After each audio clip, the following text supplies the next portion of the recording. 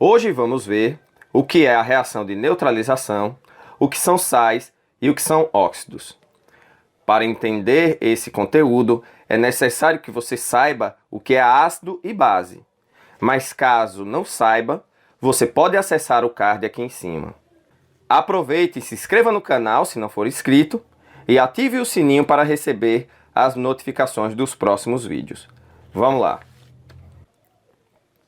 Reações de neutralização e sais.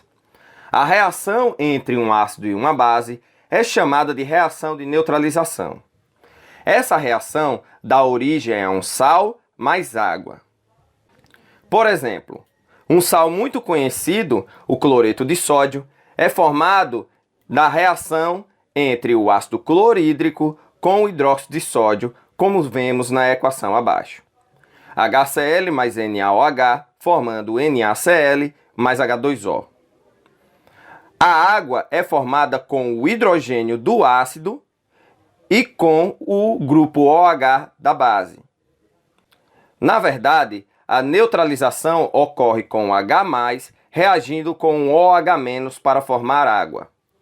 Dessa forma, temos H+, mais OH- formando H2O. Podemos ter neutralizações totais ou parciais também. Por exemplo, a parcial, NaOH mais H2CO3, formando NaHCO3 mais H2O. Então veja que nessa reação só foi consumido um dos hidrogênios do H2CO3. Mas também ela pode ser total. Então na total, para uma reação semelhante a essa, temos 2NaOH mais H2CO3, formando Na2CO3 mais 2H2O. Então vemos que agora dois grupos OH, 2OH, capturaram os dois hidrogênios para formar duas águas. E agora a espécie formada foi o Na2CO3, que agora não tem mais hidrogênio. Nos dois exemplos mostrados, vemos que os sais NaHCO3 e Na2CO3 foram formados a partir de uma base forte, o NaOH, com um ácido fraco, H2CO3. Quando isso ocorrer, temos sais com caráter básico, ou seja, esses sais promovem a liberação do íon OH- em água. Um exemplo prático disso é a reação de neutralização mostrada aqui em cima no card. Então, existe um vídeo onde há a reação de neutralização do bicarbonato pela fumaça do palito de fósforo. Agora, quando a gente tem um sal proveniente de uma reação de uma base fraca com um ácido forte, teremos um sal com caráter ácido, que promove a liberação de H+ em água. Por exemplo, temos NH4OH, que é uma base fraca, vai reagir com um ácido forte, que é o HCl. Ele vai formar o cloreto de amônio, que é o NH4Cl, mais H2O. Então temos o cloreto de amônio formado, que é um sal com características ácidas. Quando temos um sal proveniente de um ácido fraco com a base fraca, ou um sal proveniente de um ácido forte com a base forte, ele será um sal com caráter neutro. Agora vamos para os óxidos. Óxidos são compostos binários com o oxigênio como elemento mais eletronegativo, ou seja, o único composto binário com oxigênio que não é óxido é o OF2. Então temos esses exemplos de óxidos: H2O, CO2, CaO, Al2O3. Então observe que todos esses compostos são formados de dois átomos e um deles é o oxigênio. Se o composto for formado de três átomos, mesmo que ele tenha oxigênio, ele não será óxido. Os óxidos podem ser classificados como óxidos ácidos. Então esses óxidos ácidos reagem com água para formar ácidos, ou também reagem com bases para formar sal mais água. Temos aí o exemplo do SO3, que reage com água para formar o ácido sulfúrico, e também ele reage com o hidróxido de potássio para formar o sulfato de potássio mais água. Óxidos básicos. Óxidos básicos reagem com água para formar bases, ou reagem com ácidos para formar sal mais água.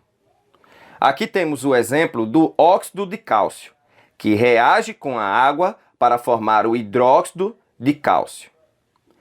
O óxido de cálcio também pode reagir com o ácido clorídrico, formando o cloreto de cálcio mais água.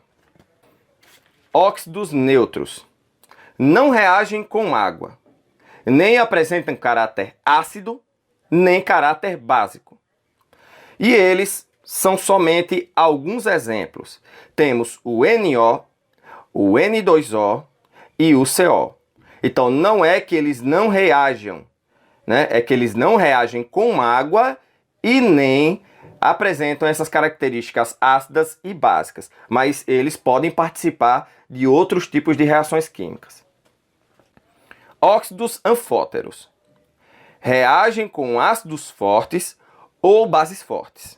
Um exemplo muito comum é o óxido de zinco, que pode tanto reagir com o HCl, que é um ácido forte, ou também reagir com o hidróxido de sódio, que é uma base forte. E nessa reação ele vai formar sal mais água. Mas como sabemos como os óxidos se comportam? Vamos ver essa regra pela tabela periódica. Vamos lá.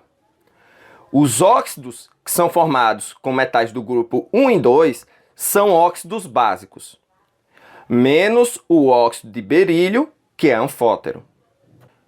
Aqui temos os óxidos dos ametais, então eles são ácidos, menos aqueles que eu citei anteriormente, né, que são NO, N2O e CO, que são neutros. Então essas são as exceções, né, dessa regra aí, que são esses óxidos neutros. E os outros óxidos de metais da tabela periódica são anfóteros, menos alguns metais de transição que apresentam mais de um óxido, como é o caso do crômio, que depende do estado de oxidação. Então temos aí na tabela abaixo o óxido de cromo 2, o óxido de cromo 3 e o óxido de cromo 6. Vemos que o óxido de cromo 2 tem natureza básica. Já o óxido de cromo 3, ele tem natureza anfótera. E o óxido de cromo 6, ele tem natureza ácida. Então, como vemos, quanto maior for o número de oxidação, maior é a acidez do óxido para quando existe mais de um tipo de óxido para aquele elemento. Agora não esqueça de deixar o like e até a próxima.